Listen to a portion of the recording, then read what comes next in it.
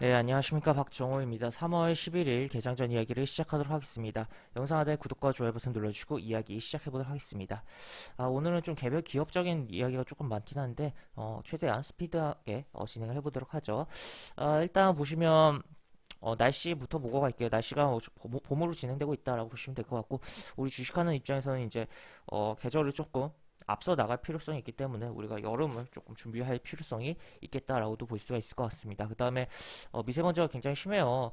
코로나로 인해서 이 마스크를 워낙 쓰고 생활을 하다 보니까 잘 못 느낄 수도 있겠지만 굉장히 뭐 집에 공기청정기 사용하시는 분들은 공기청정기 팬이 굉장히 돌아가는 상황을 맞닥뜨리게 되고 있을 거다라고 볼 수가 있겠고, 하여튼 이런 내용이다. 지금 결국에는 중국 경제가 살아나면서 우리 국내적으로도 만들어내는 미세먼지도 있지만 중국 경제가 살아나면서 그런 먼지들이 바람을 타고 들어오고 있다, 한반도로 들어오고 있다라고 보실 수가 있겠고, 그렇기 때문에 어떻게 보면 그 새벽 시간에도 뭐 미세먼지가 심각한 상황이다, 예, 나오고 있다라는 거죠. 하여튼 그렇게 볼 수가 있겠고, 지금 뭐 중국 이런 내용이 있어요. 지금 중국은 탄소 배출을 줄이려고 하는 가운데 원전에 강하게 드라이브를 걸려고 하는 원전을 강하게 뭐 진행을 하려고 하는 부분이 있다라고 볼 수가 있겠고, 굉장히 뭐 적극 표현이랑 것도 사용을 했네요.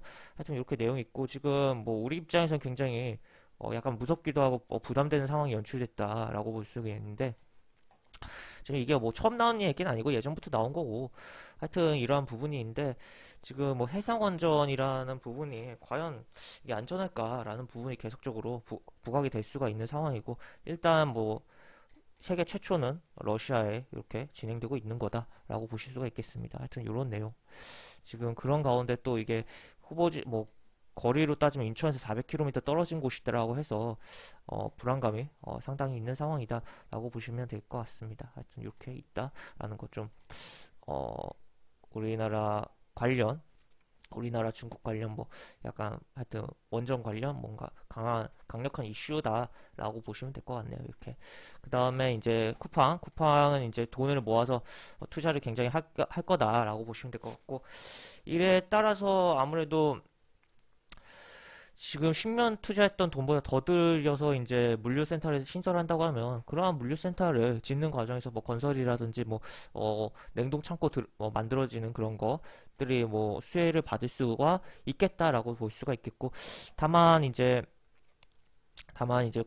쿠팡의 이제 쿠팡이 이렇게 강하게 하니까 또 기존 업체들이 가만히 있지 않는, 뭐 어제는 이제 네이버와 이마트에 대한 이야기도 개장전 이야기에서 해드렸는데, 하여튼 그런 부분이다라고 볼 수 있겠고, 우리 입장에서는 쿠팡이 도대체 왜 이렇게 적자 기업인데 이렇게 미 증시에서 가치를 많이 받느냐라고 봤을 때는 크게는 음, 두 가지라고 볼 수가 있죠. 일단은 미국 증시는 굉장히 큽니다. 크고 이제 자금이 풍부하다라는 거고, 이런 미래에 대한 그런 가치를 많이 평가를 해주는 부분이 있어요. 그렇기 때문에 그러한 부분이 평가가 되는 부분이다라고 볼 수가 있겠고, 또 한편으로는 기존의 업체 아마존에 대한 그런 생각을 할 수가 있겠죠.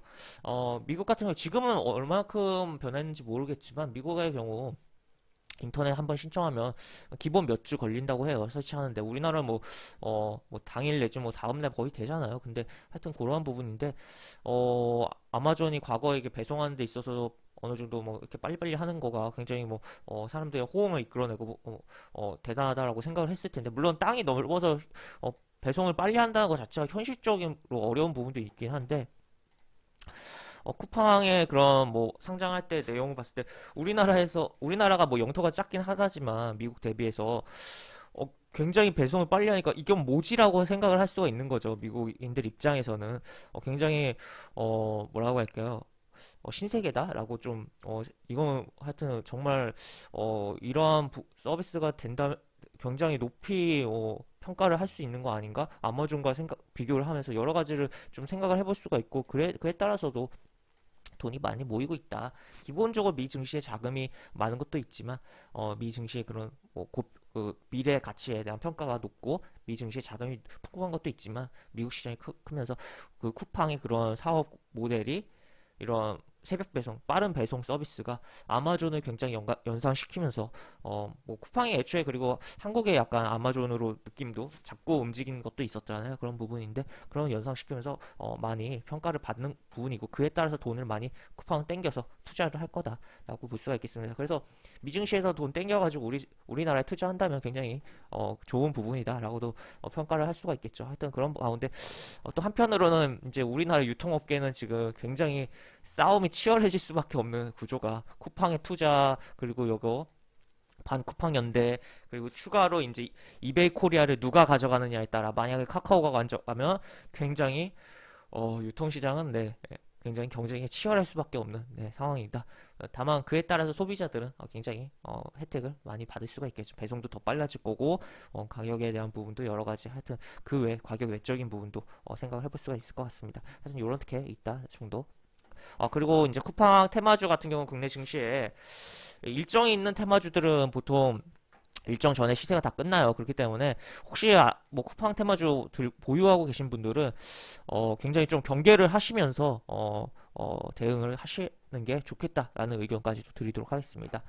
그 다음에 요거는 SK 바이오사이언스 좀 이렇게 내용이 나와 있고 뭐 이렇게 해서 지금 한 주도 못 받는 사태가 우려된다라는 거 그래서 청약자들이 불났다 이런 표현이 나와 있습니다. 그 다음에 SK 바이오사이언스 집단 그 SK 바이오팜처럼 이게 집단 세사하는 가능성이 있는 거 아니냐라는 이야기가 언급되고 있는데 이전과 다르다라는 뭐 이야기는 있지만 일단 가봐야 알겠죠. 하여튼 이렇게 내용이 있다라는 거. 그 다음에 요거는 이제 XR이라고 해서 결국 뭐 실감 콘텐츠라고 표현을 하는 부분인데 결국에는 뭐 가상현실의 뭐 확장판이라든지 뭐 하여튼 뭐 그렇게 표현을 할 수가 있겠고 하여튼 이러한 부분 뭐 결국에는 뭐 메타버스랑도 약간 미묘하게 다르긴 하지만 결국 거기서 거기인 부분이고 결국에 그러한 이런 부분이 계속적으로 파이가 커질 수가 있는 것은 우리가 생각을 해야겠다. 다만 이 코로나 상황에 따라서 이 지금 약간 이러한 파이가 커지는 속도가 조금 가파라졌는데 약간 코로나 상황이 좀 진정이 되면 이게 오프라인에 대한 사람들의 움직임이 많아지면서 이런 거에 산업 발전과 파이도 조금은 성장도 좀 둔화될 가능성이 있다. 다만 그럼에도 불구하고 아무리 뭐 성장이 둔화되더라도 이쪽에 이런 분야는 가상현실 이런 분야는 이런 실감 콘텐츠 분야는 굉장히 파이가 커질 수 있는 분야이기 때문에 우리가 이런 기사가 나올 때는 조금 집중해서 볼 필요가 있다라고 볼 수 있겠고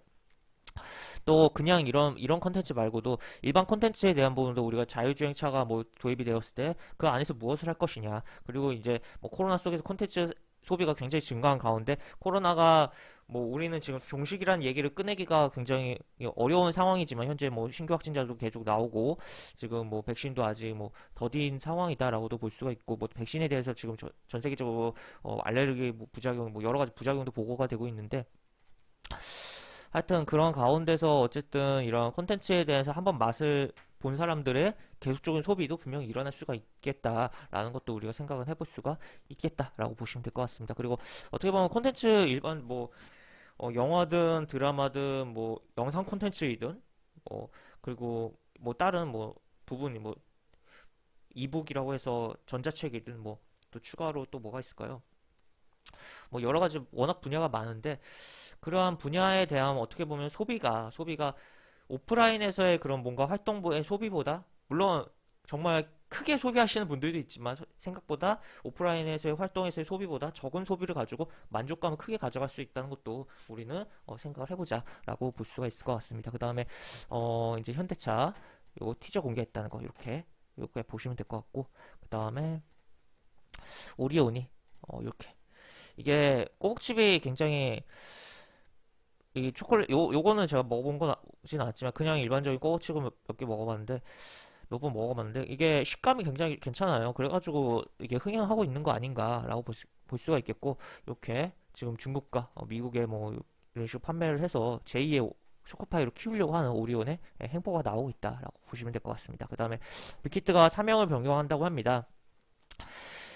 빅히트가 상장 당시 뭐 공모가 산정에 있어서 우리는 네이버라든지 카카오에 빗대면서 뭐그 가격을 좀 정한 부분이 있는데 기존 엔터주가 아닌 그리고 또 IT 인력도 굉장히 확보를 하고 있는 흐름이 나오고 있는 가운데 결국 빅히트라는 기업은 뭐 이제 사명을 바꾸는 하이브라는 기업은 뭐 추진 중이다라서 바로 뭐 바꿀지 여부는 아직이긴 하지만 하여튼 추진 중이다라고 보는데 뭐 공시도 뭐 한정 나왔고 하여튼 그래서 뭐 웬만하면 뭐 바뀔 텐데 하이브라는 이름으로 하여튼 그런 과정에서 결국에 기존 뭐 일반 엔터 기업이 아닌 점점 IT 기업으로서 플랫폼 기업으로서 그리고 추가로 그런 콘텐츠 제작을 통한 뭐 여러 가지 부분에 그런 결국 약간 조금 거리감이 있긴 하지만 요거랑 어떻게 보면 연결된다고도 볼 수가 있을 것 같아요. 이런 거.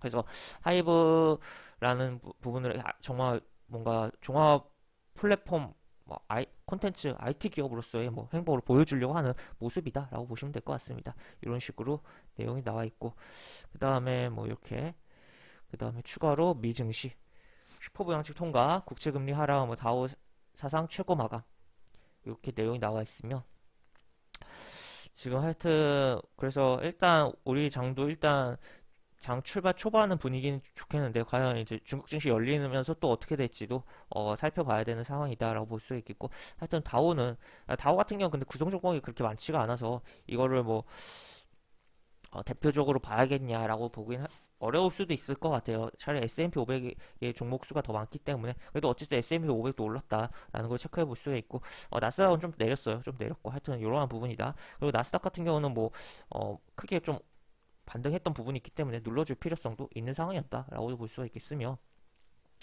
업종적으로는 해운이라든지 에너지 쪽의 움직임이 컸고 뭐 우주 항공 쪽도 상승이 두드러졌다라고 보시면 될 것 같고 인상적인 미증시 지난번 종목으로는 뭐 보잉 정도 보잉의 2020년까지 뭐 비행기 납품의 이야기가 나오면서 몇 대를 납품할 수 있을 거다. 2022년까지 납품의 그 이야기가 나오면서 주가가 긍정적으로 움직인 부분도 있다라고 보시면 되겠고 일단 암초를 뭐 피했다라고도 표현을 할 수가 있겠어요. 10년물 입찰 경쟁률이 평소 수준을 좀 기록을 했다라고 보시면 될 것 같습니다. 그래서 이런 식으로 그리고 쿠팡 하루 앞서 상장한 로블록스 54% 올랐다라는 것도 내용이 나와 있습니다. 이렇게.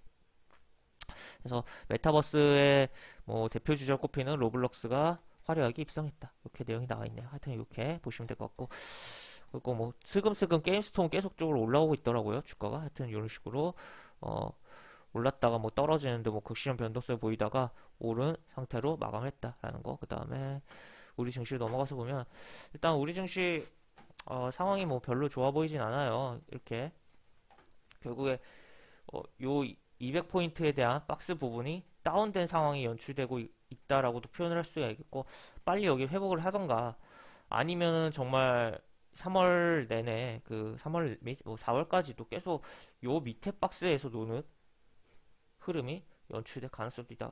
그러면서 20일과 여기 좀 이동평선이 모이는 과정을 연출할 가능성도 존재한다. 일단 어쨌든 오늘 또 미증시도 그렇게 나쁘지 않았지만 또 중국 증시 장중에 열리는 중국 증시 상황도 체크하면서 어떻게 진행되는지 좀 살펴볼 필요성이 있고 일단 뭐 고점이 자꾸 낮아지고 있다는 것은 그렇게 뭐 좋은 상황은 아니다라고 보시면 될 것 같습니다. 그 다음에 코스닥도 뭐 지금 이게 900을 회복을 못하고 지금 이렇게는 움직이고 있어서 지금 여기서 이렇게 빠져 내려왔고 지금 그렇게 상황이 뭐 120 이동평선 밑에 있다 보니까 좋아 보이는 상황은 아니에요. 하지만 어쨌든 지금 이런 상황 속에서도 또 움직이는 종목들이 아예 완전히 없는 건 또 아니라 하여튼 이러한 속에서도 틈새적으로 움직이는 종목들은 분명 발생할 것이고 그러한 부분에 있어서의 뭐 공략을 하던가 아니면 이제 내 차례를 좀 기다리는 부분을 특히나 좀 뭐랄까요 지금 보시면 코스닥에서 뭐 좀 살펴보면 지금 보시면 스몰은 지수보다 강하거든요. 어쨌든 소형주. 그래서 그런 부분에 좀 포인트를 좀 들 필요성이 있다라고 보시면 될 것 같습니다. 그래서 오늘 뭐 개장전 이야기는 이것으로 좀 마무리를 하도록 하겠습니다. 이상 박정호였습니다. 네, 감사합니다.